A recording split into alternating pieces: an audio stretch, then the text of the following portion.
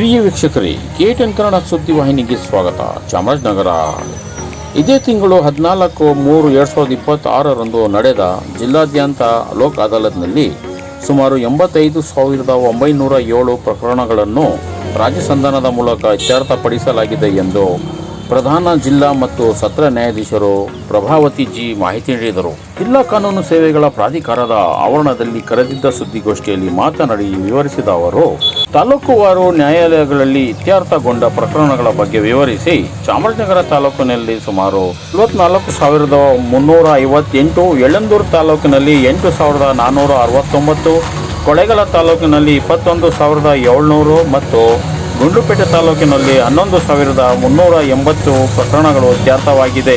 ಲೋಕ್ ಅದಾಲತ್ ವೇದಿಕೆಯು ಸಾರ್ವಜನಿಕರಿಗೆ ಹಾಗೂ ಕಕ್ಷಿದಾರರಿಗೆ ಸರಳ ದಾರಿ ದೀಪವಾಗಿದೆ. ಹಾಗಾಗಿ ಇಂಥ ಅವಕಾಶಗಳನ್ನು ಸದುಪಯೋಗ ಪಡೆದುಕೊಳ್ಳುವ ಮೂಲಕ ಲೋಕ್ ಅದಾಲತ್ನ ಪ್ರಯೋಜನಗಳ ಬಗ್ಗೆ ಇತರ ಜನರಿಗೂ ತಿಳಿಸಿ ಎಂದರು. ಲೋಕ್ ಅದಾಲತ್ ವೇದಿಕೆಗೆ ಸಹಕರಿಸಿದ ವಕೀಲರ ಸಂಘದ ಎಲ್ಲ ಸದಸ್ಯರನ್ನು, ಪೊಲೀಸ್ ಇಲಾಖೆ ಸಿಬ್ಬಂದಿಗಳನ್ನು, ಮಾಧ್ಯಮದವರನ್ನು ಮತ್ತು ಇತರ ಎಲ್ಲ ಇಲಾಖೆಯ ವೃಂದದವರಿಗೆ ಕೃತಜ್ಞತೆ ಸಲ್ಲಿಸಿದರು. ಸುದ್ದಿಗೋಷ್ಠಿಯಲ್ಲಿ ಜಿಲ್ಲಾ ಕಾನೂನು ಸೇವೆಗಳ ಪ್ರಾಧಿಕಾರದ ಸದಸ್ಯ ಕಾರ್ಯದರ್ಶಿ ಈಶ್ವರ್, ವಕೀಲರ ಸಂಘದ ಅಧ್ಯಕ್ಷ ಪುಟ್ಟಸ್ವಾಮಿ ಹಾಜರಿದ್ದರು.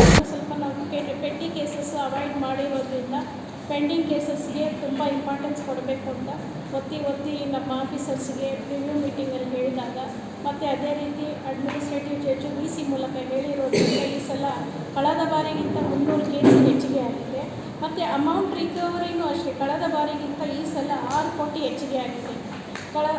ಇದು ಲಾಸ್ಟ್ ಟೈಮ್ 15,81,11,395 ರೂ ಕಲೆಕ್ಟ್ ಮಾಡ್ಕೊಂಡಿದ್ವಿ, ಅಷ್ಟು ರಿಕವರಿ ಆಗಿದೆ. ಈ ಸಲ 20,68,83,714 ರೂಗಳು ಹೆಚ್ಚಿಗೆ ನಾವು ಕಲೆಕ್ಟ್ ಮಾಡಿದ್ವಿ, ರಿಕವರಿ ಆಗಿದೆ. ಕೇಸುಗಳಲ್ಲಿ ಅಂದರೆ ಈ ಮನಿ ಸೂಟು, ಬ್ಯಾಂಕ್ ಸೂಟು ಮತ್ತು LAC ಎಕ್ಸಿಕ್ಯೂಷನ್, LAC ಮ್ಯಾಟ್ರಿಸು, MPC ಮ್ಯಾಟ್ರಿಸು, ಇಂಥ ಮನಿ ರಿಕವರಿ ಕೇಸುಗಳಲ್ಲಿ ಇಷ್ಟು ಅಮೌಂಟನ್ನು ರಿಕವರಿ ಮಾಡಿದ್ವಿ. ಕೇಸಸ್ ಕಡಿಮೆ ಡಿಸ್ಪೋಸಲ್ ಅಂದ್ರೂ ಈ ಸಲ ಅಮೌಂಟು ಹೆಚ್ಚಿಗೆ ಆಗಿದೆ. ಕಳೆದ ಬಾರಿಗಿಂತ 6 ಕೋಟಿ ಹೆಚ್ಚಿಗೆ ನಾವು ರಿಕವರಿ ಮಾಡಿದ್ವಿ.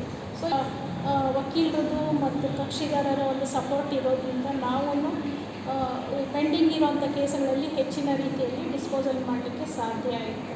ಎಲ್ಲನೂ ಇದು ಜನೈನ್ ಕೇಸು, ಪೆಂಡಿಂಗ್ ಇರುವಂಥ ಕೇಸು.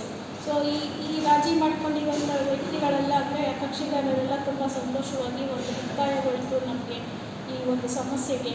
ಮತ್ತು ನಾವು ಇನ್ನು ಮುಂದೆ ಕೋರ್ಟು ಕಚೇರಿ ಅಲಿಯೋದು ತಪ್ಪಿತು ಅನ್ನೋ ಒಂದು ರೀತಿಯಲ್ಲಿ ಅವರು ಸಂತೋಷ ವ್ಯಕ್ತಪಡಿಸಿ ಹೋಗಿರೋದು ಉಂಟು.